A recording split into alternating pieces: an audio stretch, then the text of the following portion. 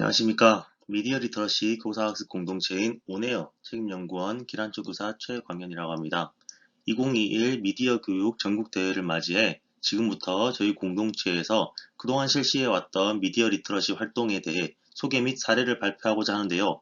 저희 공동체에서 발표의 주제로 삼은 것은 미디어를 활용한 장애이해 교육 사례입니다. 그럼 지금부터 발표를 시작하겠습니다. 저희 온에어에서는 어떤 활동을 했는지에 대해서 간단히 언급해야겠죠. 저희는 우리가 함께 만드는 모두가 행복한 마을을 연구 주제로 선정해 연구를 진행하고 있습니다. 여기서 우리란 비장애 학생, 장애 학생을 모두 포함한 학생을 의미하며 함께 만드는 모두가 행복한 마을이란 학생들이 장애 이해 교육을 받음으로써 성인이 되었을 때 그 누구도 차별받지 않고 살아갈 수 있는 마을, 사회, 국가를 의미하는데 본 공동체의 교육 목표를 의미합니다. 즉 이번 연구 주제는 한마디로 누구도 차별받지 않는 행복한 사회를 만들기 위한 장애 학생과 비장애 학생의 공동 프로젝트 정도로 보면 되지 않을까 생각합니다. 그럼 왜 장애 이해를 주제로 삼았는지 그 이유도 간단히 살펴봐야겠죠. 모든 사람들이 이런 걸 본 적이 있을 겁니다. 밖에만 나가도 아니 학교 안에서도 충분히 볼 수 있는 거죠. 이것의 이름과 용도는 무엇일까요? 대부분의 교사와 학생들이 모두 이것의 이름이나 용도에 대해서 모르고 있었습니다. 일부 선생님들이 시각장애인의 보행에 사용한다 정도로만 막연히 짐작할 뿐이었죠. 이것은 점자블록이라고 하는데요. 점자블록의 종류에 대해서 간단히 설명드리면 앞에 있는 4개의 선이 블록 튀어나와 있는 것은 선형블록이라고 해서 그대로 따라가도 된다라는 의미고 옆에 점들이 박혀 있는 건 점형블록이라고 해서 앞에서 길이 끊기거나 계단이 있거나 갈림길 등 뭔가 있으니까 일단 멈춰서 상황을 살펴보라 라는 의미입니다. 사실 저는 특수교사인데요. 특수교사인 저조차 이 부분은 초임교사 시절까지 몰랐습니다. 대학에서 배운 적이 없었거든요. 특수교사인 저도 모르는데 장애인 당사자 이외에 누가 과연 이 부분을 알려주고 또 알 수 있을까요? 그렇기 때문에 이런 일이 사회에서 발생하고 있는 거 아닐까요? 방치되어 있는 점자블록, 실제로 길을 다니다 보면 파손되어서 더 이상 기능을 할 수 없는 점자블록이나 잘못 설치된 점자블록이 설치되어 있어 사고의 위험성이 있습니다. 하지만 아무도 그 사실을 모르며 교체조차 실시되고 있지 않습니다. 이걸 바꿔야 한다고 민원을 넣지도 않죠. 왜냐? 아무도 모르니까요. 이것이 무엇을 의미하는지 모르니까 보이지 않고 보이지 않으니 행동하지 않는 것입니다. 이 때문에 미디어를 활용해 장애인의 교육을 실시한다면 그리고 그 주제를 장애인 편의시설로 한다면 좀 더 생생한 실질적인 사회 참여형 장애인의 교육이 될 수 있지 않을까 생각해서 이렇게 주제를 선정하게 되었습니다. 그럼 어떻게 접근을 할까요? 저희는 메이커 교육과 NIE를 접목시킴으로써 이 부분을 함께 풀어보려 연구했습니다.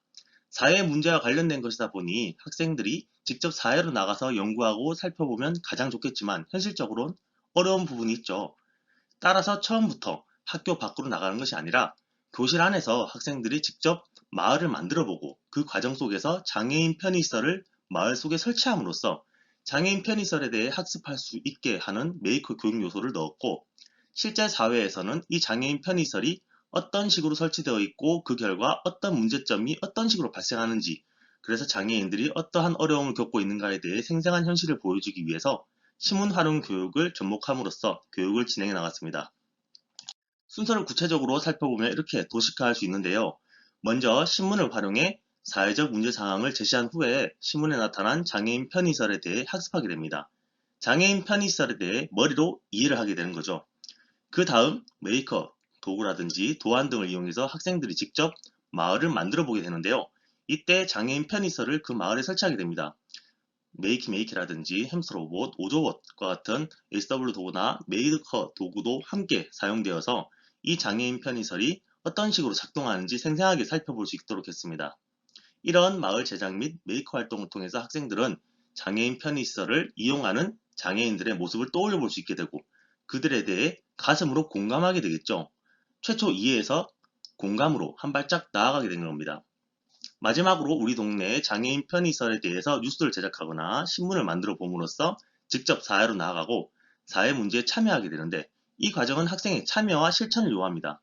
결과적으로 학생들은 장애에 대해서 이해하고 공감하며 실천하는 일련의 발전을 겪게 되는 겁니다.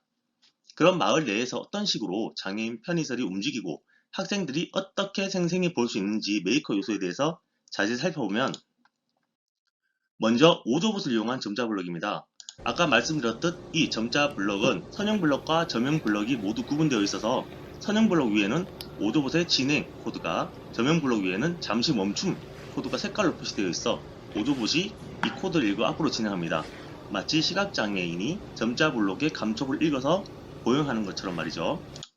네, 다음은 승강기어 휠체어인데요. 여기서는 메이키를 이용해서 실제 휠체어가 버튼 부분을 닿으면 소리가 나도록 했습니다. 장애 학생이나 저학년 학생도 휠체어를 이렇게 조작할 수 있도록 코딩이 아니라 로보이드 런처 어플을 이용해서 컨트롤러처럼 움직일 수 있게 했고요. 네, 다음은 시각장애인용 음향신호기인데요. 신호등 밑에 버튼이 달려있는 걸 가끔 보셨을 겁니다. 이것이 음향신호기인데 현재의 신호를 음성으로 알려주는 역할을 합니다. 이런 음성을 통해서 시각장애인이 현재 빨간불인지 파란불인지를 판단해서 횡단보도를 건너가는 거죠. 행복한 마을에서도 저 버튼을 누르면 이러한 소리가 나도록 저 신호등 밑에 기계를 제작해 넣어놨습니다. 이 저상버스도 있는데요. 이 저상버스는 학생에게 익숙한 스쿨버스 형태로 만들었습니다. 실제 학생들이 버스를 운영하며 역 앞에 잠시 멈춰 휠체어를 탄 장애인을 태우기 위해서 기다리는 모습을 재현해 볼 수 있고, 이 과정 또한 어플을 이용해서 쉽게 조작할 수 있도록 했습니다. 이러한 모든 도안을 연구에서 직접 개발했고 학생들이 직접 도안을 가위로 자르고 풀어붙여 만드는 모든 과정이 메이커 교육이기 때문에 마을이 완성됐을 때 학생들의 성취감이라든지 이런 부분이 정말 대단했습니다. 그리고 그 속에서 자연스럽게 장애인 편의설에 대해서 인식할 수 있었는데, 이게 단순히 이해를 뛰어넘어서 장애인 편의설이 어떻게 이용되는지, 장애인들이 어떻게 이용하는지를 알게 되었기 때문에 실제 사회에서 잘못된 부분, 예를 들어서 점자 블록 위에서 자전거가 주차되었다거나 이게 어떤 결과를 이어질 수 있는지 학생들이 그 위험성을 인식하게 되는 결과를 가져오게 되는 거죠. 그럼 이를 해결하기 위해서 어떤 실천으로도 이어질 수 있다라는 긍정적인 효과를 얻을 수 있었다고 생각합니다. 지금 보시는 화면은 아까 말씀드렸던 활동 과정인데요. 그럼 이 과정에 따라서 학생들이 어떤 활동을 했는지 살펴보면, 먼저 사회적 문제사항을 신문을 이용해 제시했습니다. 이번 연구 과정에서 저희 연구에는 2010년부터 2021년까지 12년간 언론에 실린 신문기사를 9개 주제, 수화라든지 음향신호기, 점자, 장애인 전용 주차장, 화장실, 점자블럭 이러한 9개 등의 주제에 대해서 167개의 신문을 스크랩하고 파일화했는데요. 이 NIE가 좋은 것이 과거와 현재의 현상과 사항을 비교할 수 있다는 점도 있더라고요. 2013년에는 편의설 설치율이 68%에 지나지 않았지만 2019년에는 80%로 5년 전보다 12% 올랐다. 이렇게 예전에 비해서 5년 전에 비해서 올랐다라고 한마디로 문장으로 표현하는 것보다는 이렇게 실제 자료를 제공해주고 확인시켜준다면 학생들이 그 변화 과정을 좀 더 쉽게 알 수 있는 긍정적 효과가 있고요. 이런 부분은 좀 긍정적인 부분인데 과거와 현재의 상황이 전혀 바뀌지 않거나 더 악화된 부분도 분명히 있었습니다. 이런 기사를 접하게 될 경우 학생들은 좀 더 경각심을 가질 수 있게 되겠죠. 그 다음은 학생들이 장애인 편의설에 대해서 조사하고 학습하게 됩니다. 당장 학교 내에서 미를 학습할 수 있죠. 점자 안내판이라든지 경사로 장애인 전용 주차장 같은 거는 학교에도 있고 점자 블록도 있으니까요. 실제로 이 사진은 학생들이 점자 블록을 이용해서 교실에서 도서관으로 찾아가고 있는 과정인데, 점자 블록에 대해 학습했던 이유이기 때문에 학교 내에서 잘못 설치된 점자 블록이 있는 것을 발견해내기도 했습니다. 멈춰야 하는 부분인데 선형 블록, 앞으로 가라라는 블록이 표시되어 있었던 거죠. 이런 학생들이 바로 이런 사회 속 문제 상황에서 그냥 보고만 있을까요? 아닐 겁니다. 아는 만큼 보이고 보이는 만큼 실천하는 것이 인간이기 때문에 이런 상황에서 혹시 모를 시각장애인의 사고를 걱정해 저 짐들을 치우겠죠. 이 사진은 실제로 학생이 자기가 길을 가다가 이런 걸 봤다라고 사진을 찍은 후에 다음날 저한테 보여주던데 학생이 치웠다 하더라고요. 이렇게 장애인 편의설에 대해 학습하는 데는 저희가 개발한 워크북과 지도안을 활용합니다. 이 워크북에도 신문기사를 수록하고 그 속에 문제점을 찾도록 했기 때문에 사례를 통해서 학습할 수 있게 되겠죠. 추가로 제작한 PPT도 이렇게 수업에 활용할 수 있고요. 네. 이렇게 학습을 마친 후에는 학생들은 본격적으로 행복한 마을을 제작하게 되는데요. 제작 이후에는 이렇게 메이커 활동을 통해서 장애인 편의설의 생동감 있는 학습을 할 수 있게 됩니다.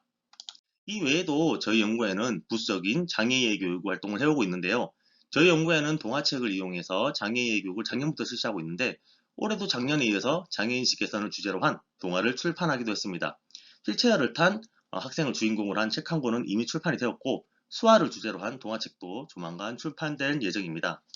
그 외에도 교원을 대상으로 이러한 자료를 활용하는 연수를 진행했는데 어쨌든 저희만 알고 있으면 사용률이 적을 수밖에 없으니까요. 이 부분에 대해서 여러 선생님들에게 알리고 자료에 관심 있는 선생님들에게 소개도 하는 기회로 삼았습니다. 참고로 저 음료수 캔 같은 경우에는 교사 대상 연수에서 사용했던 건데 캔 위에 점자가 있지 않습니까? 이 부분도 좀 모르는 선생님들이 많으신데 점자가 있습니다. 그런데 점자에는 음료, 탄산, 맥주 이 세 단어밖에 안 적혀 있어요. 그래서 시각장애인들은 음료의 선택권이 없다고 봐도 무방하지 않습니다. 우리는 눈으로 보고 내가 좋아하는 음료를 고를 수 있지만 시각장애인은 사실 이게 랜덤인 거예요. 그나마도 탄산인 콜라가 음료로 오표기 되어 있는 사례도 있고 이래서 사실 맥주와 맥주가 아닌 것으로 구분할 수밖에 없죠.